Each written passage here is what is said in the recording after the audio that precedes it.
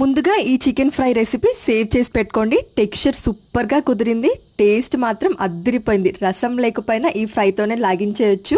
ఇంతవరకు ఎవ్వరు చెప్పని ప్రాసెస్లో ఫస్ట్ ప్యాన్లో ఒక గ్లాస్ వాటర్ పోసుకొని ఉల్లిపాయలు పచ్చిమిర్చి వాటర్ మొత్తం పోయేంత వరకు ఉడికించుకొని ఇంకా మిక్సీ పట్టేసుకోవాలి. మసాలా కోసం ఒక కప్పు పెరుగు, 2 టేబుల్ స్పూన్ ధనియా పౌడర్, కొంచెం garam masala, black pepper powder, salt, అదేవిధంగా పసుపు మిక్స్ చేసి పెట్టేసుకుంటే మన మసాలా రెడీ.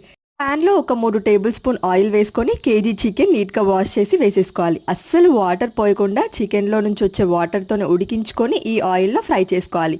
60 to 70% ఫ్రై అయిన తర్వాత ఈ పీసెస్ వేరే ప్లేట్లోకి ట్రాన్స్ఫర్ చేసుకోవాలి. అదే ఆయిల్లో అల్లం వెల్లుల్లి పేస్ట్, ఆనియన్ పేస్ట్ వేసి బాగా ఫ్రై చేసుకున్న తర్వాత ఫ్రై చేసిన చికెన్ కూడా వేసి ఒక 2 మినిట్స్ ఫ్రై చేసుకోవాలి. నెక్స్ట్ ఇందులోనే పెరుగు మిక్చర్ వేసేసి క్యాప్ పెట్టి మధ్య మధ్యలో కలుపుతూ దగ్గరగా అయ్యేంత వరకు ఉడికించుకోవాలి.